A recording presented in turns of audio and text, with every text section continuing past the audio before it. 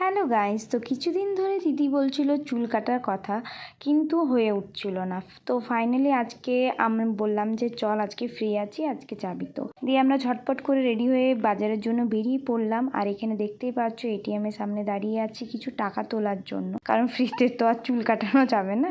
তো এই যে পার্লারটা দেখতে পাচ্ছ, এটা আমি ক্লাস 5 থেকে যাই। এই পার্লারটা ছোট থেকে আমি চুল এইখানেই কাটি। দেন আমরা একটা কসমেটিকের দোকানে চলে যাই, ওখানে কিছু টুকিটাকি জিনিস নিই, যেমন সানস্ক্রিন, ফেস ওয়াশ, এগুলো শেষ হয়ে গিয়েছিলো। আর বাজারে সারি সারি এত রঙের দোকান বসেছিল, কারণ কালকে হচ্ছে দোল পূর্ণিমা, তাই। তো আমি সেইভাবে দোল খেলি না, তো গপুদের জন্য কিছু রং নিলাম।